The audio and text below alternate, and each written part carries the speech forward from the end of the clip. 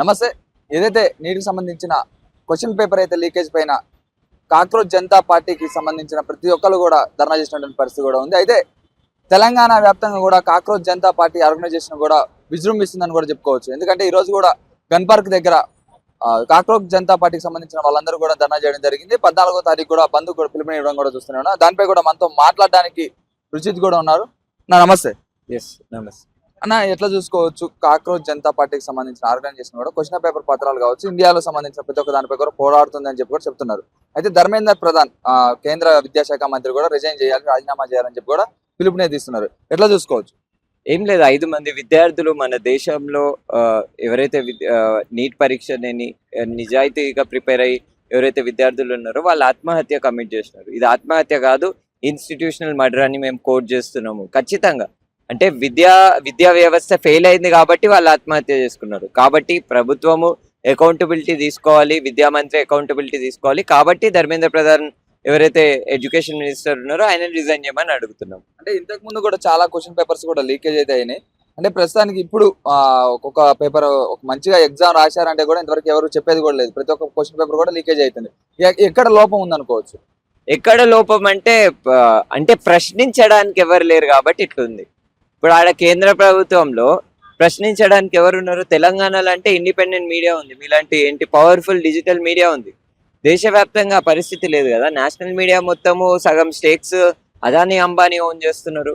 కాబట్టి ప్రశ్నించడానికి ఒక గొంతు లేదు. కాబట్టి ఈరోజు యువతగా మేమందరం ముందుకి వస్తున్నాం. దాదాపు బీజేపీ పార్టీకి సంబంధించిన నాయకులందరూ కూడా కాక్రోచ్ జనతా పార్టీకి సంబంధించిన ఆర్గనైజేషన్ కూడా చాలా పెద్ద ఎత్తున కూడా పైకి లెగుస్తుంది అని చెప్తున్నా కానీ వాళ్ళందరూ కూడా చెప్తున్న పరిస్థితి ఇట్టు కొడితే ఆ కాక్రోచెస్ అన్ని కూడా చనిపోతాయి, అవి బయటికి కూడా రావని చెప్పి కూడా దాదాపు బీజేపీ తెలంగాణకు సంబంధించిన బీజేపీ నాయకులందరూ కూడా చెప్తున్న పరిస్థితి. దీనిపై మీ స్పందన ఏంటి? ఇట్టు కొడితే కాక్రోచ్ వస్తుంది, కానీ కాక్రోచ్ అడిగిన ప్రశ్న వస్తుందా? కాక్రోచ్ అడుగుతున్న ప్రశ్న ఏంది? 5 మంది విద్యార్థులు ఆత్మహత్య చేసుకున్నారు. అది ఆత్మహత్య కాదు, విద్యార్థులని చంపింది ప్రభుత్వం గనక నిబద్ధతతోటి నిజాయితీతోటి ఆ పరీక్షని సరిగ్గా కండక్ట్ చేస్తే ఎందుకు చనిపోతారు? దేశభక్తులు అని చెప్తున్నారు కదా, దేశభక్తి పాఠాలు మాకు నేర్పిస్తారా? సిక్కింలో జవాన్లు చనిపోతే దాని గురించి నిరసన చేసిన మాకు నేర్పిస్తారా దేశభక్తి పాఠాలు?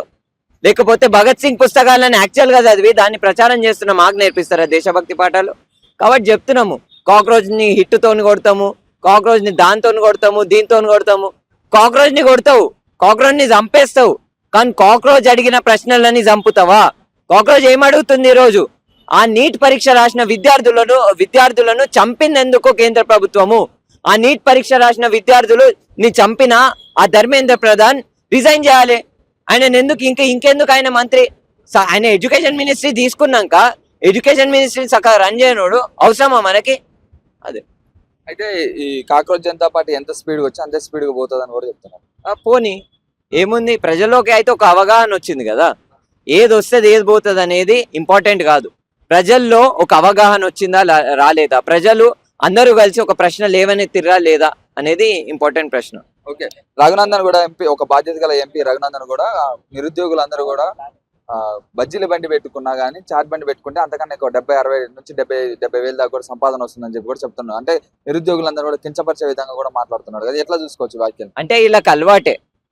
రఘునందన్ గారే కాదు, గవర్నర్ స్థాయిలో ఉన్న మన తెలంగాణ ఫార్మర్ గవర్నర్ తమిళసై గారు కూడా అప్పుడు ఎంపీ ఎలక్షన్స్ లో పోయి ఆడేదో బజ్జీల బండో ఏదో బండి దగ్గరికి పోయి ఇదే ఉపాధి అని చెప్పిందామె, ఇదే ఉద్యోగం అని చెప్పిందామె. బీజేపీ వాళ్ళకి ఇది అలవాటే. కాబట్టి మనము సర్ప్రైజ్ అవ్వద్దు. కాంగ్రెస్ పార్టీ మీద నిరసనలు ఎవరైనా గట్టిగా చేస్తున్నారు యువత అని అంటే మీకు తెలిసింది ఎంత గట్టిగా మూసీ విషయంలో కానీ హెచ్యూ టైంలో కానీ ప్రశ్నిస్తున్నాము. అంటే ప్రతిసారి కాంగ్రెస్, బీజేపీ, బీఆర్ఎస్ అని మెన్షన్ చేసే పరిస్థితి ఉండదు కదా. ఇప్పుడు ఒక ఉద్యమం చేస్తున్నప్పుడు స్ట్రైట్ గా ఒక క్వశ్చన్ అడుగుతాం తప్ప 100 విషయాల గురించి ఒకటే దాంట్లో మాట్లాడలేం కదా. బీజేపీకి అలవాటే అంటున్నారు, కాంగ్రెస్ పకోడీ విషయం మీద వాళ్ళు అట్లనే చెప్తారు. కాంగ్రెస్ వాళ్ళు కూడా అదే రీతిలో ఉన్నారు. కాంగ్రెస్ వాళ్ళు ఏమన్నా తక్కువనా?